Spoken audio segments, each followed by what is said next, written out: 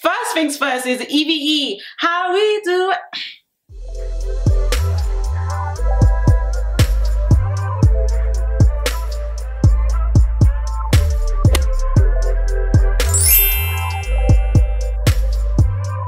Hey guys, welcome back to the channel. Before we get started, let me just do my bit for society and vote.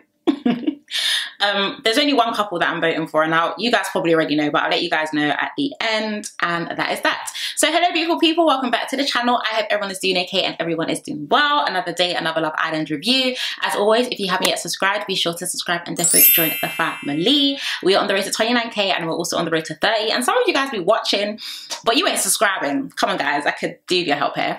So yeah, definitely be sure to subscribe if you haven't already, and also be sure to follow me on my Instagram and also on my Twitter at Ciaran.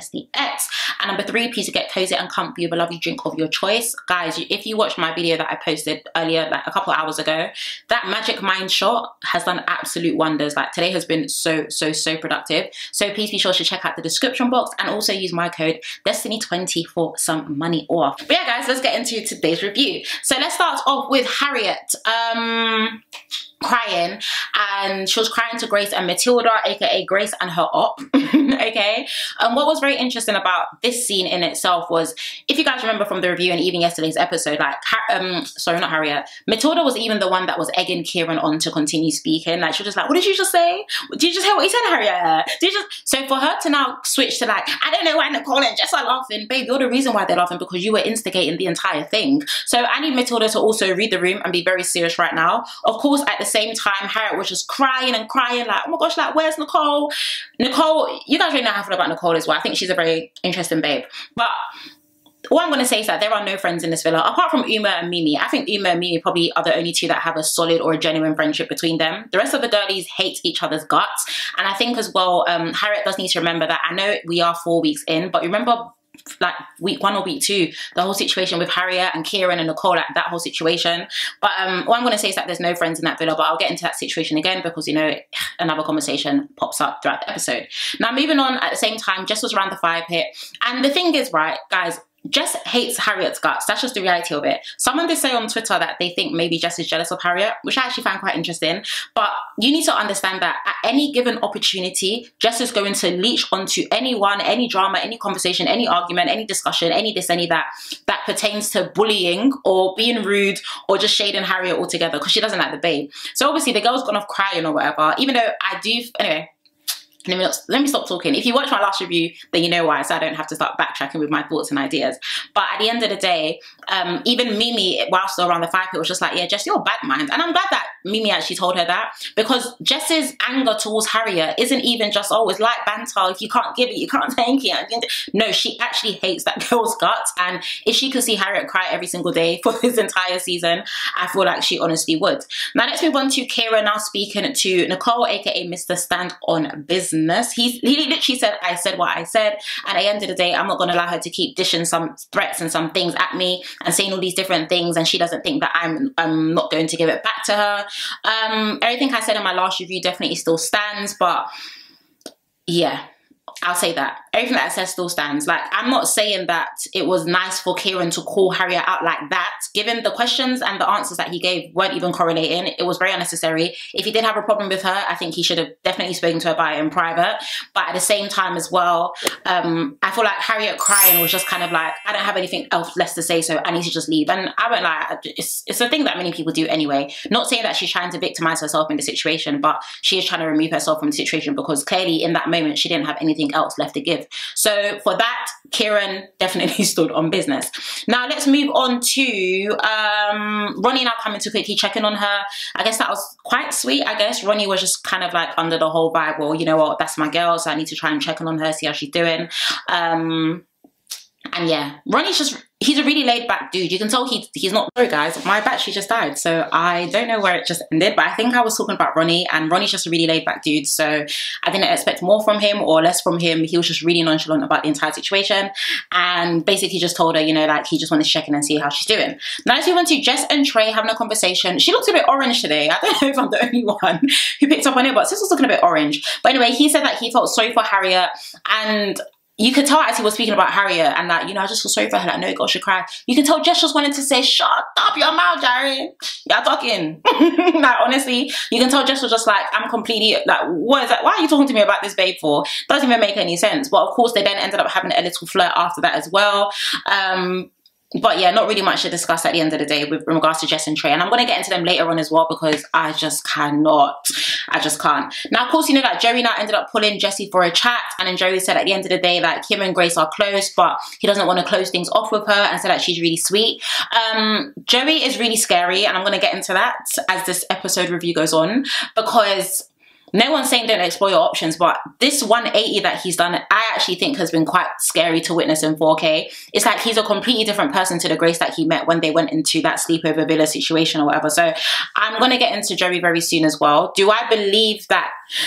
You know what's so weird about the entire situation? It's just giving deja vu. That's just how I see it. This is literally the situation that happened with Samantha and Grace, but another person is involved and Samantha is actually home. So I kind of feel like either Joey is acting and he's just doing what he can to stay in the villa and cause drama, or two, he is actually scary and girls need to run when they see him. Okay, they actually need to run. Of course, at the same time, whilst they were speaking, Grace was talking to the rest of the villas and was just like, what exactly could they possibly be speaking about? Rubbish, just like stupid conversation. It's been very interesting to see Grace being mean in 4K and turning into a mean girl, kind of. I did tweet this and one of you commented, I forgot your name, I'm so sorry, but I know you watch my reviews, but one of you commented that at the end of the day, Grace has always been a mean girl, basically, so this isn't anything new, but I don't like the way she's going about it. And once again, it's given amnesia, and I mentioned this in my review that I posted earlier today as well. It's given amnesia because she is genuinely forgetting that she done this exact same thing to Samantha. Now, of course, at the night time, Harriet said that Jess and Nicole aren't her friends and that they shouldn't speak to me, that they're just not my friends, they're just not my friends, how none of them have gone to speak to her. Now they were in the dressing room and Jess was just like, Harriet, you okay? And then Harriet was, guys, I don't know what's going on with my camera, but the second battery just died. This is now the third battery. What's going on? Okay, cool. I think I don't even know where I was now. Okay, I'll briefly speak about the next one because I don't actually remember where I stopped. But Grace was also telling Matilda that she isn't sleeping in the bed with Joey, and that was just theatrics, guys, because you guys aren't even in a couple. You guys actually aren't even a couple. So you sleeping outside is actually just genuinely for the theatrics because you actually are not in a couple. You're in a couple with Connor. What exactly is going on? So she decided to tell Matilda that she wants to sleep outside. And once again, for me, it just wasn't really given as a reason because you weren't in a couple with the guys. So let's not. Her and Joey deserve each other because right now it's literally giving acting. And of course, one thing that made me laugh was Joey was literally just like, oh my gosh, why is she going to do that for? Why is she even outside? Who upset her? Was it Harriet? Was it? And then Sean was like, Sean was like, I'm pretty sure it's you. And he was just like, huh?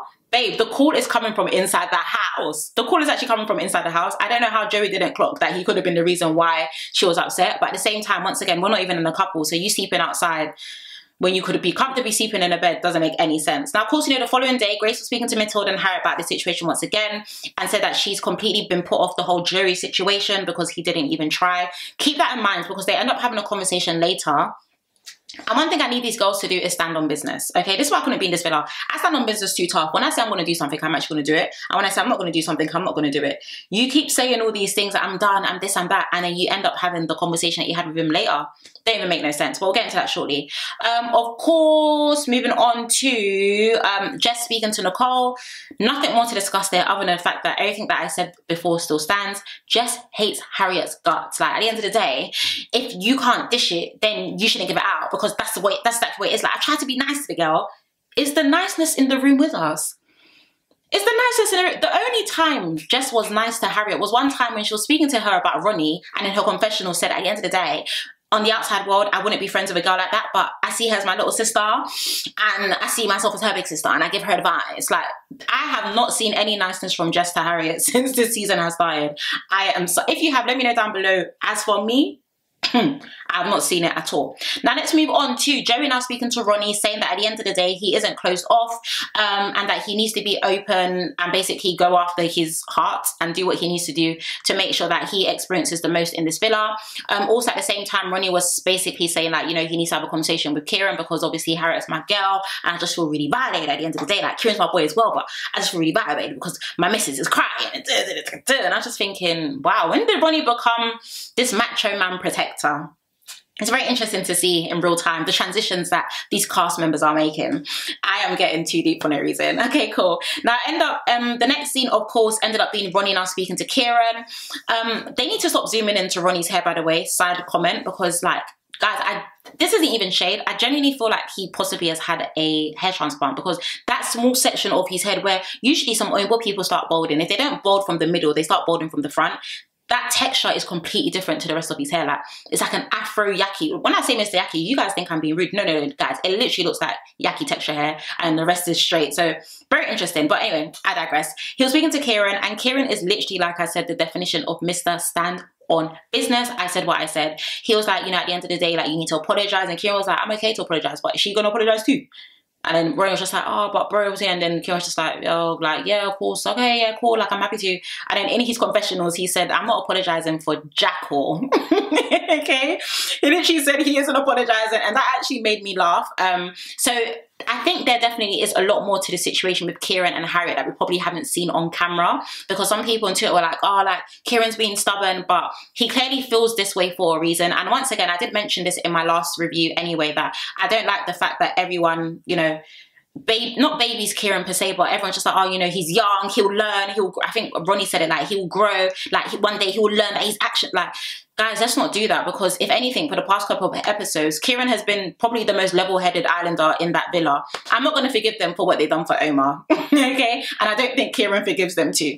Now, let's move on to Will now speaking to Jessy. Not really much to discuss there, other than the fact that Will was confusing me, because he was just like, oh, you know, things have changed between me and Umar. And I was just like, things have changed between you and who? As far as we're all concerned, you guys are doing extremely well. You're lip-syncing in bed, you're laughing, you're hugging, you're having good jokes. So what do you mean things have changed? So that conversation was very interesting. We'll get into it also at the end, because another conversation ends up happening. But I didn't really understand what Will was trying to do there. And on top of that, that conversation between him and Jessy was literally given dry bread with no butter. I didn't see much progression between them. They both take long pauses when they speak, and I didn't see much happening over there, so that's just that. Now let's move on to Joey now speaking to Grace, and obviously he told her that, you know how I feel about you and everything, and Joey was like, at the end of the day, like, I really want to get to know her. Grace brought up the Connor situation again, like, oh, if I had done to Connor, and I spoke about this in my last review anyway, we need to stop bringing that up, because from our understanding, you made Connor seem like he was crazy for picking you because there was no instigation left, right, or center, or any intuition, what am I saying, intuition, instigation, left, right, or center, to even show that, oh, I like him, oh, he likes me, all this. So you made him seem crazy when actually you guys had quite a decent conversation, and he clearly thought it was decent enough for him to want to pick you to be in a couple with. So I don't understand why she keeps bringing that Connor situation up. It's very interesting. But anyway, Joe was kind of like, you know, it's a completely different situation. Like, at the end of the day, I just want to get to know the girl. And she was just like, okay, well, I'm not going to sit here and wait. I just want to let you know that I'm not going to sit here whilst you get to know her, when I thought that we were good. I thought that we were okay. Now, I thought that's where the conversation was going to end, because I thought sis was standing on business. But then they ended up hugging, smiling, kissing, stood up, hugged on the grass, held each other, smiling again. What is it? It was a bit confusing. I'm so sorry. Like, are you standing on business or are you not standing on business? And now you just allow Joey to play with your head again. Like, this is the thing when you don't stand on business. When you don't stand on business, people think that they can take the mick out of you. And as a girl as well, when you don't stand on business, a guy is going to think he can take the mick out of you. So you saying you're standing on business and being angry, and then allowing Joey to kiss you and be like, oh my gosh, what's that for? I don't understand. I don't understand. And I don't understand once again, okay?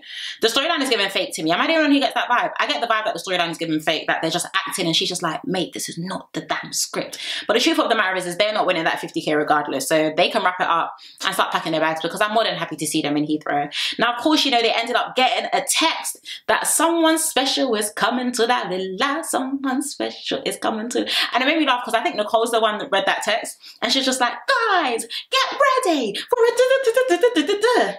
who's that girl? Ah, gosh.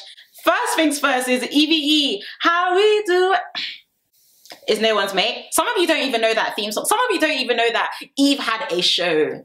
Some of you don't know. Okay, Eve is really that girl, okay? But I don't feel like the villa deserved Eve. I'm sorry. They could have booked Rita Ora or someone like that. I'm sorry, but They don't deserve Eve. This cast do not deserve Eve. You know, the producers are just blowing budget like this because I know Eve had to come for a bag and a half. They actually took her out of retirement. But of course, we know Eve came and sis was looking sweet. And I love Eve so much. Like, obviously, she left America. She found her man. Eve is already doing well for herself. She marries another rich man. She has a child. She's happy. She's glowing. She's looking good. When you see them marks on, guys, Eve, I was having a mini concert in my living room. Like, sis came, sis conquered, and sis delivered, okay? Now, of course, the producers, also, I will say that majority of the cast members didn't know the songs. Okay, I think all they knew was who's that girl, da da da da da. They didn't know the others. Harriet was having the time of her life. Okay, Harriet was in her own world. No one could tell her anything. Okay, absolutely anything. Now, of course, the producer said, "Cut the cameras, honey," because instantly, the second Eve left after she took her selfie with them, they received a text that the islanders needed to line up in their couples, facing Jessy and Trey, aka the two new bombshells. And I said, wow. You guys didn't even let them enjoy and really bask in that moment for long, did you? So, of course, they were told that because Jess and Trey are single, they would have to steal someone from the couples that they were in. So Trey started off saying, you know, this girl's absolutely gorgeous. By the second I stepped into the villa, I knew she was the one that I wanted. And I just need to do what's right for me. And they ended up choosing Jess. Annoying, but I'll get into that shortly as well. And then Jessy as well pretty much said that, you know, everyone in the villa has been really amazing to her, but there is this guy that she feels that she has a really deep connection with and she definitely wants to explore it further. Now, side note, before she said who she wanted to pick, why did Will now turn to Uma saying, oh, she might pick me? And Uma was like, yeah, she better not. First things first is, Will, there's no way you thought that there was a connection from that dry conversation that you had with Jessy a couple hours ago, okay? Second of all, do you think this is the time to tell Uma that, unless he's told her and the cameras hadn't shown us, but do you think this is the time to tell Uma, by the way, oh yeah, she might pick me because actually we've been having some conversations. But anyway, lo and behold, Jessy ended up picking Joey. No surprise there. First and foremost, Uma and Will were laughing and then they hugged, which is quite interesting. I'm sorry, that's actually quite funny. It's given, we're relieved. But anyway, Joey was looking extremely shocked and even as I was walking up to her, he was like, oh, I didn't expect that. Oh my gosh, like no, I'm okay. I just didn't expect it. I'm just thinking, Joey, like, this guy can act or, Joey can actually, what do you mean you're not expecting it? You're the only guy that she's been speaking to religiously since she's been in this villa. You're literally the only guy she's been talking to. You're the only guy that everyone knows that there's beef between Grace because of you, because of her, so Joey doing that, oh my God, like, oh, I wasn't expecting that. No, you're good. I'm just a bit shocked. I don't know what he was doing, okay? At the same time, Connor was comforting Grace, and I definitely feel like this is going to be a new avenue, possibly once again, for Grace to explore the melanin side, as we know that she likes, okay? Because even as Connor was comforting her, by the way, they did look really good together, side note, but anyway, even as Connor was comforting her, she was just like, no, thank you so much. Yeah, thank you. More Ciaran. So of course we know that Grace was now telling the girls that I don't know why he's acting shocked, like he hasn't been entertaining her. I don't know why he's acting shocked. I'm just a bit confused because why is he acting shocked for? There's no need for him to be acting shocked. And it's just so interesting because one thing about those tables is those tables are going to turn. Is this not giving Samantha? Have you forgotten about her so soon? Like, guys, this is really giving deja vu. So Grace speaking so entitled in this situation is very interesting to me because this is the exact same thing that happened to Samantha. And Samantha had to watch you and Grace basically live out your honeymoon in 4K. So you acting all, oh, he's this, he's that. You done the same thing to Samantha. So I'm not saying I condone how Joey's moving because Joey's moving insane and he even moved further insane later on. But the way Grace is acting is very interesting, to be honest with you. Like, even when they were in the room, like, what was Jess saying? I mean, Matilda was like, at the end of the day, you are the prize, which I told you I'm tired of hearing that word. I'm so tired. Just like, just be Grace and just be graceful as you've always been. You guys are forgetting things way too easily in that villa. I don't know if it's the sun, but you guys are forgetting things. Now, of course, we know that Grace now ended up pulling Joey for a chat. And I get that she's upset with the situation, sorry, but I do feel like she was being a bit rude. Like, she was just like, Joey, should we go for a chat? Get up now, get up. Who are you speaking? I don't know if I'm just stubborn. If you told me to get up, I'm getting my pillow, I'm getting my mattress, I'm getting my duvet, I'm getting my teddy bear, I'm sleeping right here. Because who on God's green earth are you speaking to? Because I know it's not me. Where are your manners? I understand you're upset, but babe, where the heck are your manners? Now, of course, he now went to go and speak with her, and he was just like, you know what, as the days have gone on, he just feels like there's been a lot of pressure with everything. And then Grace was just like, don't say that there's been pressure from me. Don't say there's been pressure from me. And I like the way you're doing this. Like, you're telling me this and you're telling me that. And in all honesty, I do have to say, I'll be honest with you, I'm okay for Grace and Joey to both go, but one thing Joey shouldn't do is try and gaslight Grace. And it's similar to what he was doing with Samantha. So Joey really is the problem, and he's very scary as well, because Grace is telling you certain things that is happening and how she's feeling, and you're just like, no, but you shouldn't feel that way. But why? But like, don't gaslight the babe, okay? You are moving very interesting. Let's not gaslight her. But also at the same time, I just don't want Grace to forget that this exact thing happened to Samantha, and Samantha had to deal with it. So my sympathy for both of them is extremely capped. I'm not on anyone's side. And yeah, and I'm not surprised that this has happened. The second Grace came to the villa, you guys were literally doing up honeymoon, like kissing in the pool, hugging, doing this, hugging, doing that. You guys were doing way too much, way too soon. And if this was something you really wanted to rekindle, they could have rekindled it outside. I don't think it's something that we needed to be seen in 4K every single night at 9 p.m. Now, at the same time, Jess and Trey were having a conversation on the daybed. Obviously, because we know that Jess and Trey seem to be, you know, in a new couple and whatnot. I don't really have much to discuss other than the fact that Jess flirts quite interesting. I can't explain it. Her flirting is a bit harsh. I think that's what I'm trying to say. She flirts a bit harshly. But they were speaking, you know, about being excited about staying in the bed together and all that stuff. They ended up having a kiss. I don't see this lasting. Guys, Jess just gives me such mean girl vibes. And no one is praying against her happiness in this villa or anything like that. But nah, something is off somewhere. I don't see it lasting. No, I don't see it lasting. And I think she flirts too thick. Like, it's given a female version of Sean, like very on it. And I know she's been gagging for someone to come into the villa, but now that someone is here, it's like she's doing a bit, she's doing a lot. And I don't know. Trey seems quite interesting. I don't know if he's really into her as much as she thinks. Now, of course, you know that Joey now ended up taking Jessy to the terrace. And guys, all I had to say was, is Joey a witch? Is Joey actually a witch? Because after all of that, you're now taking this babe to the terrace. Oh my gosh, babe, rest. Okay, actually rest. Now they end up going to the terrace, and at the same time, Grace now walks past with Matilda and Harriet, and she's just like, no, he's moving mad, he's moving this. I think she even said bookie, by the way, which lets me know that Grace is a Londoner, but two, she's in the south of London, okay? Where did you learn that from, babe? Very interesting. But anyway, she's like, yeah, he's moving bookie. Is he up there? He's not up there. He's not up there. He better not be up there. So they now go and sit around the fire pit so that they're seated opposite the terrace. It was definitely given, you know, I don't know, Wicked Witches of the West, because even Matilda's like, no, he's having a laugh. There's no way that he's here. He's mocking it. He's out there mocking it. All that vibe, right? Cool. Then she was just like, at your big age, like, you aren't acting your big age. You aren't acting your big age or whatever. And then Joey and Jessy realized that, you know, they were being watched. And then instead of sitting on the terrace, they decided to move and sit on the floor. And you guys know that they ended up sharing a kiss. Now, we were then told as the episode ended that we would have a chance to vote for our favorite couples. But unfortunately, two couples will be exempt because they are with the new bombshells. First couple being Jessy, and Joey, which I could low-key tolerate, even though I'm okay for Joey to come back. But the second couple being Trey and Jess. So Trey and Jess are exempt from tomorrow's dumping, which is a shame. Okay, a big shame. But as you guys know, I voted for Mimi and Ayo. There was no one else I was voting for in that villa anyway. I could have voted Uma and Will. No, I definitely voted Mimi and Ayo. Because I don't know what Will was playing at today. Like, oh, by the way, yeah, she might pick me. Close your mouth, so when it's song, yeah, talking.